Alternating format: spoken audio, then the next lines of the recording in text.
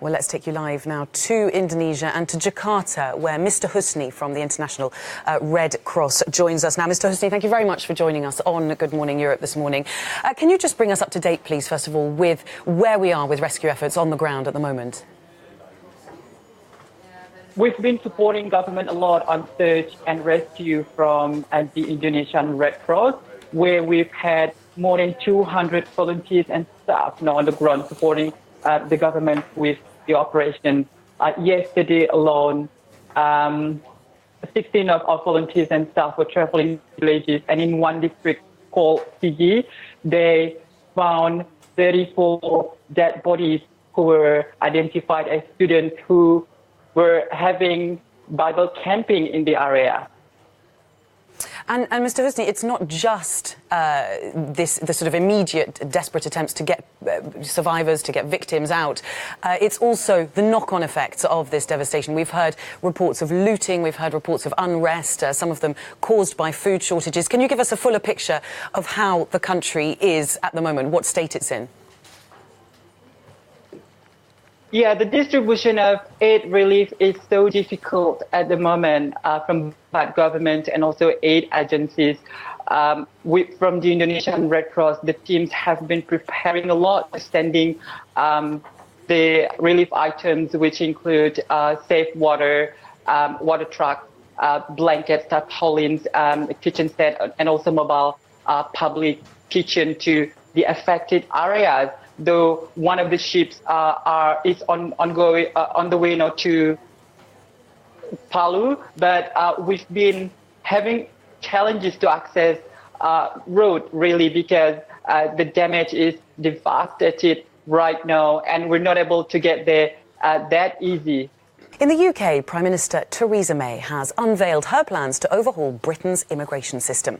In a statement during her party's annual conference, she's pledged to end the free movement of people and reduce low-skilled migration from the EU. Well, let's get more on this from our correspondent Vincent McAviney, who's at the conference in Birmingham. Good morning to you, Vincent. Quite a bold statement from the May government. What does it mean? What are the knock-on effects for Brexit and the negotiations there?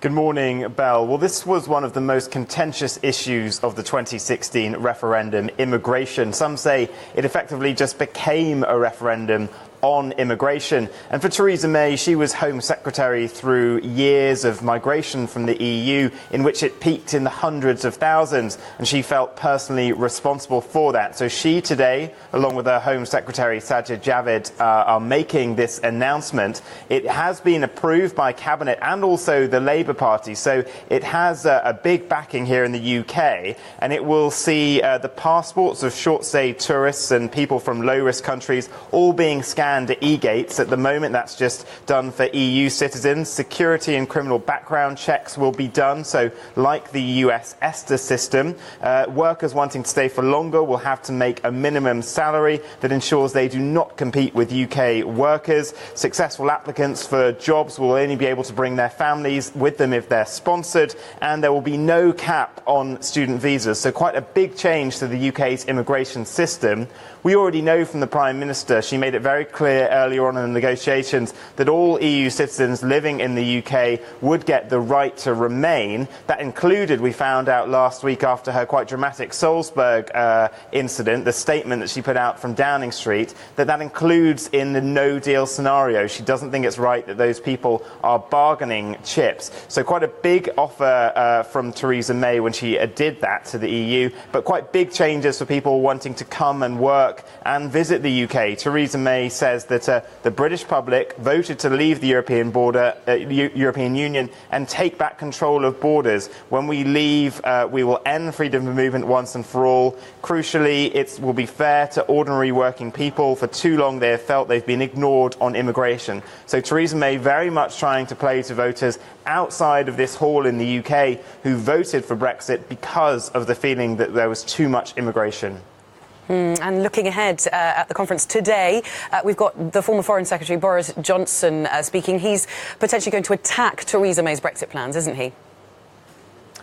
That's right. I mean, Belle, even when Boris Johnson isn't here, he's causing waves. Yesterday, he did something a bit naughty. There's a picture in the front of all the British papers today of Boris Johnson running through a wheat field near to his home in Oxfordshire. And that is a bit tongue-in-cheek, because Theresa May always struggles slightly with personal questions. She was once asked in an interview what's the naughtiest thing she did as a child or a young person.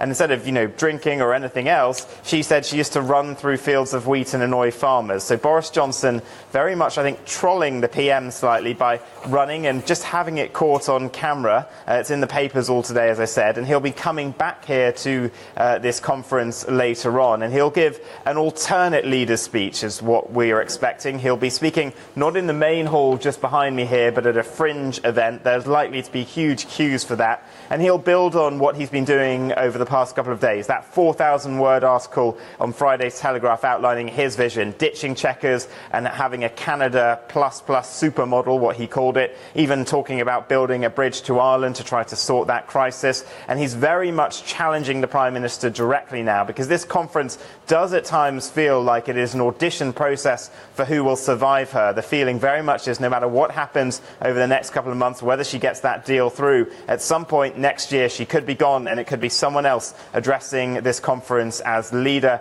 and Prime Minister. Now let's take you to Russia, where Yevgeny Makarov, a prisoner who was allegedly tortured by guards, is expected to be released today. The guards were taken into custody, but Makarov's lawyers fear that the man's life will be in serious danger when he is freed. For more on this, I'm joined now from Moscow by our correspondent Galina Polonskaya.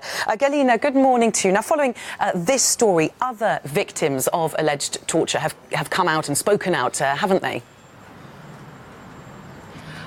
Good morning. Indeed, this story gave hope to many Russian inmates. They are breaking this silence and they are begging for help. And the lawyers are really shocked by the scale, and they say that the tortures in Russian prisons became much more cruel in recent years. So this story of Yevgeny Makarov started with a release of a video. It was released by a Russian opposition newspaper Novaya Gazeta. This summit was taken in 2017. And we see 18 prison guards beating one inmate, beating his feet for 40 minutes. He is begging for help. This video went viral. Millions watched it and they were shocked by the way how calm those guards were, and they were doing their everyday routine job. And so the lawyer had to leave the country because she received many threats.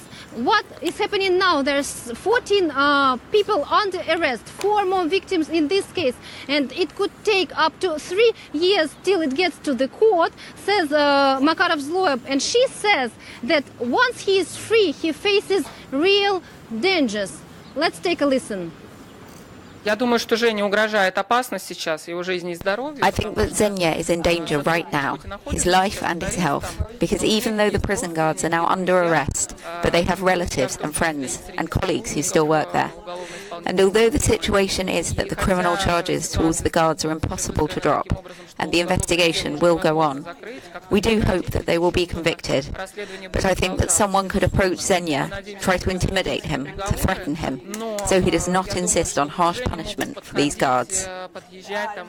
Скажите, с такими вопросами, чтобы он не настаивал на жестком наказании этих сотрудников. Well, right now I'm receiving SMSs from his lawyers. They are waiting outside the colony in Yaroslavl, and Yevgeny can be released every minute. But it doesn't mean that his life will become easier. Galina, thank you very much for bringing us up to date. Galina Polonskaya in Moscow for us there.